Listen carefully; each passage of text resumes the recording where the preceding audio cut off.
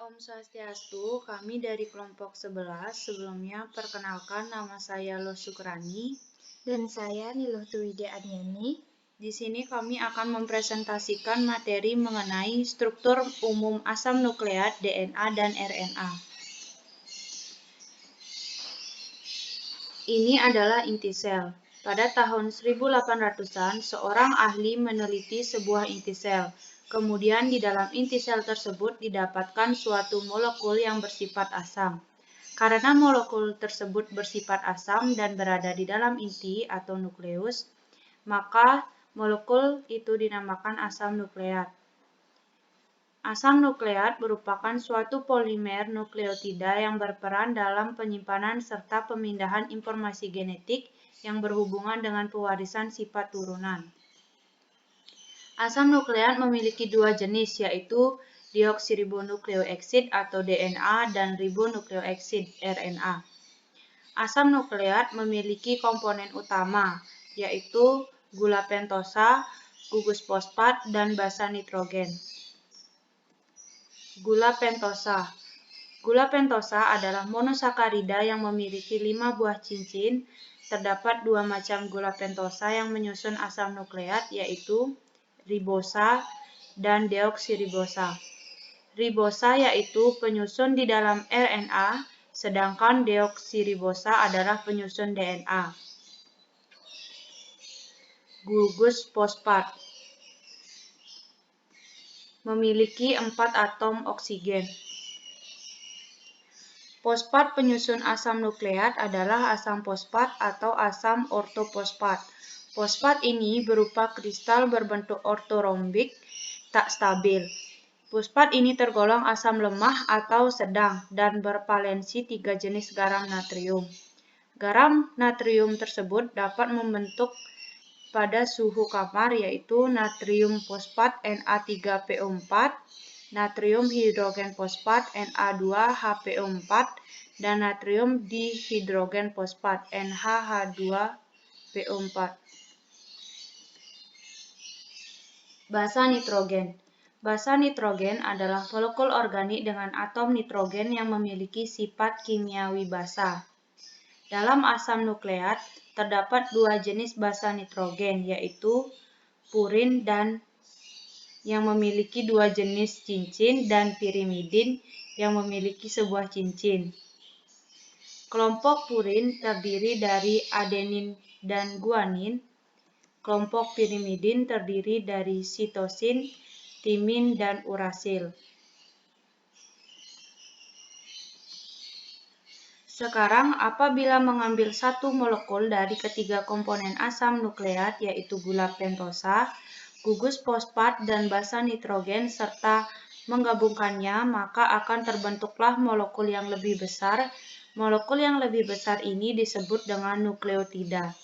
Jadi, nukleotida merupakan gabungan dari gula pentosa, gugus fosfat, dan basa nitrogen.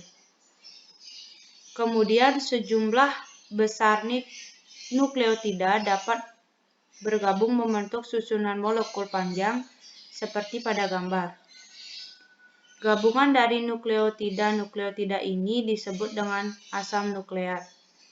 Seperti pada gambar, di setiap nukleotida terdapat basa nitrogen yang berbeda-beda jenisnya. Maka dari itu, perlu suatu cara untuk menyebut asam nukleat ini. Pertama, kita harus memberi nama setiap ujung asam nukleat. Pada ujung atas disebut dengan 5' dikarenakan gugus fosfat menempel pada atom C nomor 5. Lalu pada ujung bawah disebut dengan 3'. Hal ini dikarenakan gugus fosfat menempel pada atom C nomor 3. Berikut adalah penjelasan mengenai DNA.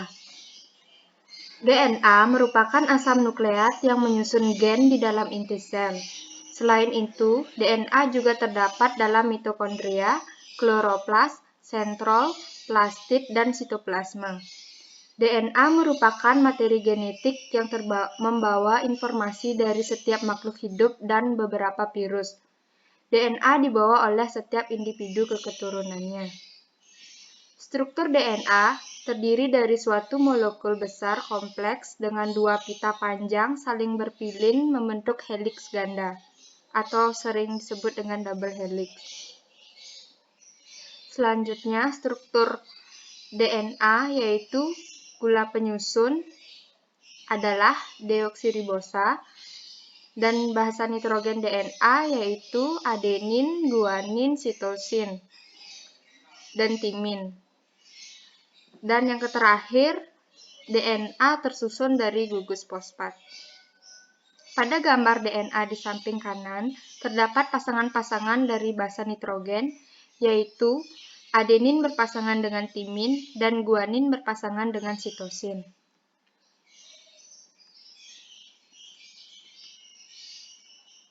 DNA sebagai materi genetik memiliki beberapa fungsi pada makhluk hidup, diantaranya yaitu membawa informasi genetik, memiliki peran dalam pewarisan sifat, mengekspresikan informasi genetik, menyintesis molekul kimia lain, dan menduplikasikan diri atau bereplikasi. Selanjutnya adalah RNA. RNA adalah bahan genetis yang dibentuk oleh DNA serta tersusun atas molekul gula, gugus fosfat, dan basa nitrogen yang memiliki fungsi dalam proses sintesis protein di dalam sel. Akan tetapi, pada beberapa jenis virus, RNA berperan seperti DNA untuk membawa informasi genetik. Adapun struktur RNA yaitu RNA memiliki rantai tunggal yang tidak berpilin seperti halnya DNA. RNA banyak terdapat pada ribosom atau sitoplasma dan keberadaannya tidak tetap karena mudah terurai dan harus kembali. Gula penyusun RNA yaitu ribosa. Gugus fosfat membentuk punggung RNA bersama dengan ribosa. Yang ketiga yaitu basa nitrogen yang terdiri dari basa purin yang sama dengan DNA sedangkan pirimidin berbeda, yaitu sitosin dan urasil, serta DNA tersusun dari gugus fosfat. Berikut adalah perbedaan dari DNA dan RNA. Perbedaan dari segi bentuk. DNA berantai panjang, ganda dan berpilin atau sering disebut dengan double helix, sedangkan RNA berantai pendek, tunggal dan tidak berpilin.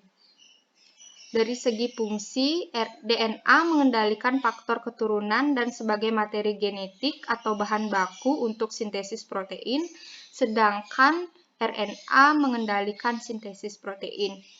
Dari segi letak, DNA berada dalam nukleus, kloroplas, dan mitokondria, sedangkan RNA berada dalam nukleus, sitoplasma, kloroplas, dan mitokondria. Dari segi komponen gula, DNA tersusun dari deoksiribosa, sedangkan RNA dari ribosa. Dari segi ukuran, DNA berukuran panjang, sedangkan RNA memiliki ukuran yang pendek. Dari segi jenis basa nitrogen, DNA memiliki basa nitrogen purin, yaitu adenin dan guanin, pirimidin, yaitu sitosin dan timin. Sedangkan RNA memiliki basa nitrogen purin, yaitu adenin dan guanin, dan pirimidin, yaitu sitosin dan urasil. Dari segi kadar, DNA memiliki kadar yang tetap, tidak dipengaruhi oleh aktivitas sintesis protein, sedangkan RNA memiliki kadar yang berubah-ubah sesuai dengan jumlah sintesis protein yang dibutuhkan. Dari segi keberadaannya, DNA permanen, sedangkan RNA memiliki periode pendek karena mudah terurai. Nah, sekian pemaparan materi dari kami. Apabila ada salah kata, kami mohon maaf. Kami tutup dengan Parama Santi. Om Santi Santi Santi Om.